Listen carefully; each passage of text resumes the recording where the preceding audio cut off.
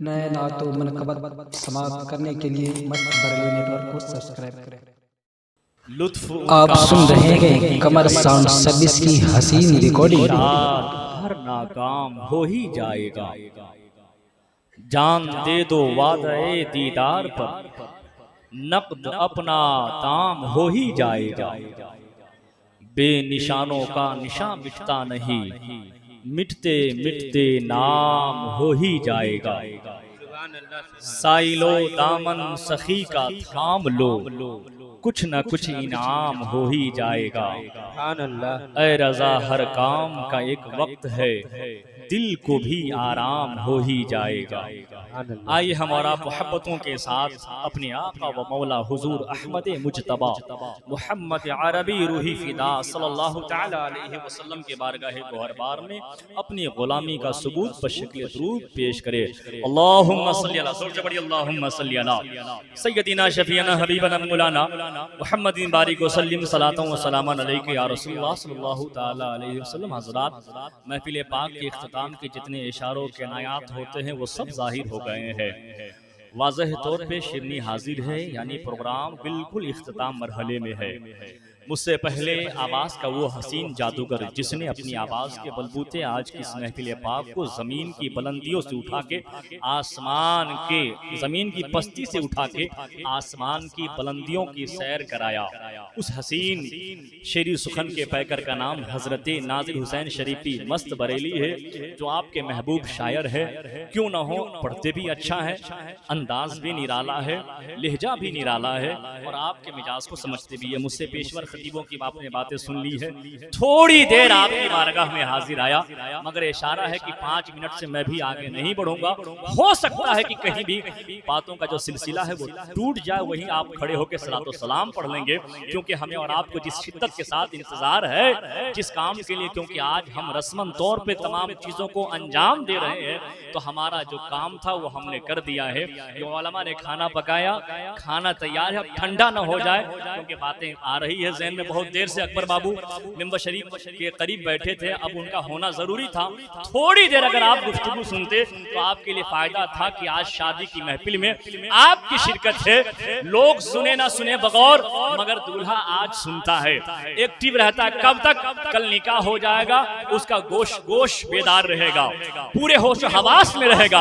आज से लेकर के कल तक, कल के बाद जो परसों निकाह खानी की महफिल मुनक़िद होगी, उस वक्त तक के उसकी बेचैनी पूछने का, बेचैनी का आलम अगर आप उससे पूछेंगे तो आप वो अपनी बेचैनी को अल्फाज में नहीं बयान कर सकता है कि मैं किस तरह से बेचैनियों का एहसास कर रहा हूँ, मेरी दिल की कैफियत क्या है, ये होता क्यों है। क्योंकि एक बहुत बड़ी जिम्मेदारी उसके कांधों पे रखी जानी है, जिसका बार उठाने के वो काबिल अपने आप को समझता है या नहीं समझता है। मगर ये है कि घर वालों के हौसलों की वजह से, अपने समाज में अपने दोस्त और अहबाब की शादी अपने नजरों से देखने के बाद खुश नसीब है आज अजीजम अकबर, क्योंकि उन्होंने अपने दोस्तों की शादी ही नहीं कराई, बल्कि सर्वे सर्वा भी रहा, उसके जिंदगी के हालात को भी जानता है। शादी से पहले कैसे था, शादी के बाद जिंदगी कैसे गुजर रही है, ये सब बखूबी जानता है। मगर यह है, इसे कबूल करने की हिम्मत किसी में नहीं होती है। आप देखेंगे बहुत बड़े बड़े उकला, बहुत बड़े बड़े दानिश्वर जो प्रैक्टिस करके जाए, मुझे निकाह की महफिल में हुरूफों की अदायगी ऐसे करनी है, मगर जुबानें लड़खड़ा जाती है, बोलने में हिचकिचाहट महसूस होती है, बगैर गर्मी के पसीना छूट जाता है। आखिर वो जिम्मेदारी कितनी बड़ी है, वो जिम्मेदारी कितनी बड़ी है जिसका बोझ उठाने के लिए, जिसकी जिम्मेदारी उठाने के लिए आप पसीने से शराबोर हो रहे हैं।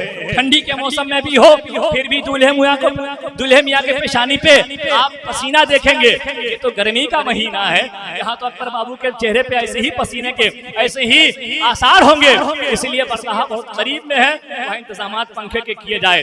सिर्फ आओ सुनिए, थोड़ी सी बात ये है कि जब लड़का निकाह खानी की महफिल में लड़की को कबूल करने की नीयत से जब काजी साहब कहते हैं, तो सिर्फ लड़की को उसकी जौजियत में नहीं देते, बल्कि लड़की की सारी जिम्मेदारियां उसके सुपुर्द करते, लड़की की सारी जिम्मेदारियां उसके सुपुर्द। अब लड़की के जो मामलात हैं उस पर अब उसके बाद उसकी जिम्मेदारियां उसके कांधों पर, अब उसका बाप उसकी खैरियत नहीं लगा। इसीलिए नौजवानों को चाहिए कि शादी के बाद ही उसे अपने अंडर में रखे, क्योंकि बाप भी कहेगा वो तुम्हारी बीवी है। अगर आप उसके बाप से भी पूछेंगे कि मैं आपकी बेटी अब समझ नहीं रही है, आपकी मेरी बेटी आपकी बेटी बात नहीं मान रही है, क्या कहेगा? मेरा काम था, मैंने शादी कर दिया, अब इसे आप मनवाइए। इसलिए आप दूसरों के चक्कर में पड़ करके अपनी जिंदगी को तबाह बर्बाद करने की जरूरत नहीं है। आपको जिसमें सहूलत हो वही काम आपको अंजाम देना है, वरना आप दूसरों की बातें सुनते रहेंगे ना आप एक अच्छे लड़के यानी अच्छी औलाद की शक्ल में आप उभरेंगे, ना एक अच्छा शौहर के एक अच्छे शौहर की सिफत आपके अंदर आ सकेगी। इसलिए दोस्तों, शौहरों को भी अपनी बीवियों के साथ नर्म रहना चाहिए। क्या समझ रहे हैं? आपने बारहा सुना होगा, औरतों को तारीफ किया जाता है, बल्कि हुजूर अकरम सल्लल्लाहु अलैहि वसल्लम ने फरमाया अगर बहुत ज्यादा गुस्सा आपको आए फिर भी अपनी बीवियों को चेहरे पे नहीं मारना, अपने बीवियों को जानवरों के तरह ना पीटना।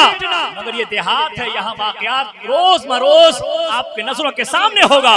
किसी का शौहर उसकी बीवी को, अपने बीवी को इतना मारा है कि पीठ पर उसके दाग नुमाया तौर पे दिखते हैं, कानों की बालियां टूट जाती है, यहाँ तक के सर का नस फट जाता है, कान से सुनने के काबिल नहीं रह पाती है। इतना बड़ा कसूर उन्होंने कर दिया है।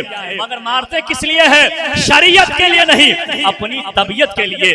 नमक ज्यादा हो तो मारा, तेल ज्यादा खर्च किया तो मारा, सास की बात ना मानी तो मारा। मगर किसी शौहर की ऐसी तारीख बयान करो कि जिसने अपनी बीवी को इसलिए मारा हो कि ईशा की नमाज नहीं पढ़ी है, मैं अपनी बीवी को डांट रहा हूँ, फजर की नमाज नहीं पढ़ी है इसलिए मैंने अपनी बीवी को डांटा है, जोहर नहीं पढ़ी है इसलिए मैंने अपनी बीवी को समझाया। बातें तबीयत की होती है, शरीयत का कोई मुदाखलत नहीं होता है कि शरीयत की वजह से आप अपनी बीवी को मार रहे हैं, अपनी बीवी को सता रहे हैं, अपने बीवी को डांट रहे हैं, तो उसका हक नहीं है। अगर शरीयत के लिए मारते तो आपकी जिंदगी यहाँ भी कामयाब होती और आपका कहना आपका बजा होता और बाद मरने के उसका सीना भी आप देख सकते। इसलिए दोस्तों, जहाँ औरतों की नजर में शौहर का मकाम बहुत बुलंद है, इसी तरह शौहरों की भी नजर में उसकी बीवियों का मकाम बहुत बुलंद है, बहुत बाला बुलंद है। अपने जिस तरह से आप कपड़ा पहनते हैं अपनी बीवी को भी कपड़ा पहनाए, जो आप खाना खाते हैं अपने बीवी को भी खाना खिलाए, आप घूमने के लिए जाते हैं अपने बीवी को भी ऐसी जगहों पे सैर कराने के लिए ले जाए। ये नहीं कि सफर गैर शरई हो, बल्कि आप उसके साथ में रहे, जो उसकी ख्वाहिशात है किससे कहेगी? आपसे नहीं तो किससे कहेगी?